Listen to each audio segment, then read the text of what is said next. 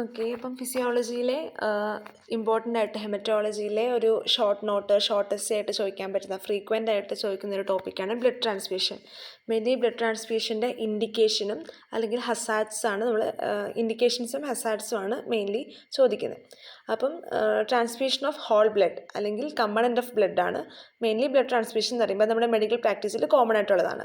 ഒന്നെങ്കിൽ ബ്ലഡ് മൊത്തത്തിൽ ഹോൾ ബ്ലഡും ആയിട്ടും അല്ലെങ്കിൽ ബ്ലഡിൻ്റെ ഏതെങ്കിലും കമ്പണൻറ്റ്, അതിപ്പോൾ പ്ലാസ്മയാവാം, RBC ആവാം. Okay, and the common is a transfusion of whole blood or red cell concentrate that are required for the treatment of acute haemorrhage. ഈ ബ്ലഡ് ട്രാൻസ്ഫ്യൂഷൻ തന്നെ കോമൺ ആയിട്ടുള്ളതാണ് ഹോൾ ബ്ലഡിന് ട്രാൻസ്ഫ്യൂഷൻ അല്ലെങ്കിൽ റെഡ് സെൽ കോൺസെൻട്രേറ്റിന് transfusion. Okay, ഇനി indication of transfusion, എപ്പോഴൊക്കെയാണ് blood transfusion വേണ്ടി വരുന്നത്? ആദ്യത്താണ് അക്യൂട്ട് ബ്ലഡ് ലോസ്. ഈ അക്യൂട്ട് ബ്ലഡ് ലോസിൽ നമ്മൾ ഹോൾ ബ്ലഡ് തന്നെയാണ് പ്രിഫർ ചെയ്യുന്നത്. Then in case of chronic anaemia packed red cells ആണ് ഹോൾ ബ്ലഡിനേക്കാൾ നമ്മൾ കുറച്ചുകൂടി പ്രിഫർ ചെയ്യുന്നത് ക്രോണിക് അനീമിയയിൽ. ഇനി ബോൺ മാരോ ഫെയിലിയർ, എക്സാമ്പിളായിട്ടാണ് ലുക്കീമിയ, എപ്ലാസ്റ്റിക് അനീമിയ, അതുപോലെ bone marrow infiltration by neoplastic cells. ഈ ബോൺ മാരോ ഫെയിലിയറിലൊക്കെ എന്താണ് ഫ്രഷ് ബ്ലഡ് അല്ലെങ്കിൽ സ്പെസിഫിക് ബ്ലഡ് കമ്പണൻസ് ആണ് റിക്വയർഡ് ആയിട്ടുള്ളത്. ഇനി പർപ്യൂരയിൽ പ്ലേറ്റ്ലെറ്റ്സിൻ്റെ ട്രാൻസ്ഫ്യൂഷനാണ് പ്രിഫേർഡ് ആയിട്ടുള്ളത്. ഇനി ക്ലോട്ടിംഗ് ഫാക്ടേഴ്സ് ഡെഫിഷ്യൻസിയിൽ ഫ്രഷ് ഫ്രോസൺ പ്ലാസ്മയാണ് പ്രിഫേർഡ് ആയിട്ടുള്ളത്.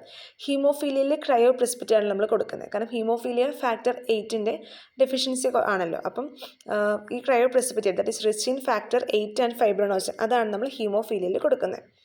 ഇനി preparation for surgery and during surgery. If the patient is anaemic, blood is transfused prior to surgery, and during major surgeries blood transfusion is routinely administered. Then burns, plasma rich in protein ആണ് ബേൺസിൽ നമുക്ക് lost ആവുന്നത്. അപ്പം അതിനെ correct ചെയ്യാൻ വേണ്ടി പ്ലാസ്മയും കൊളോയിഡ്സും ഒക്കെയാണ് കൊടുക്കുന്നത്.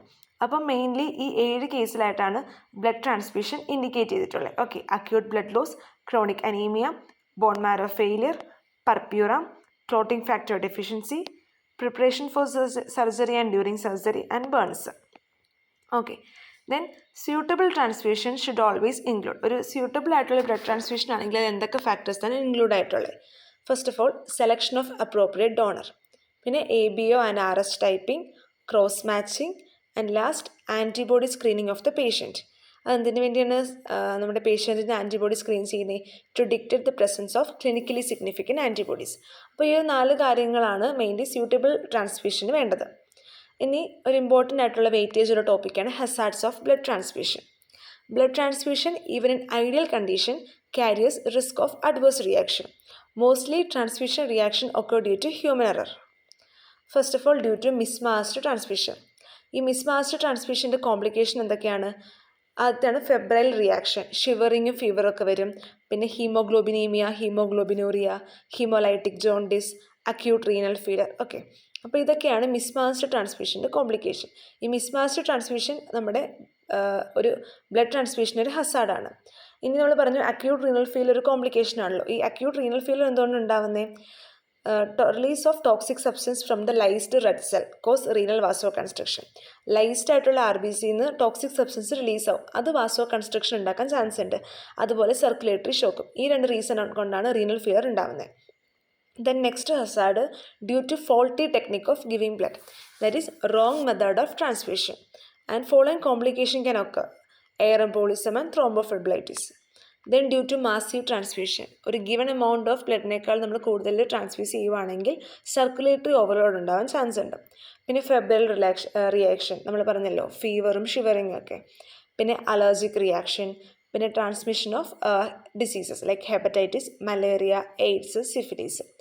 ഇത്രയാണ് നമ്മുടെ hazards of blood transfusion. Okay, അപ്പം due to mismatched transfusion, due to faulty technique of giving blood, due to massive transfusion, febrile reaction, allergic reaction, and transmission of disease. അപ്പം ഇതൊരു ചെറിയ ടോപ്പിക്കാണ്, പക്ഷേ ഫ്രീക്വൻ്റ് ആയിട്ട് ചോദിക്കുന്ന ഒരു ടോപ്പിക്കാണ്. അപ്പോൾ മെയിൻലി ഇൻഡിക്കേഷനും ഹസാർഡ്സും ഒന്ന് ഓർക്കാം. Okay, thank you.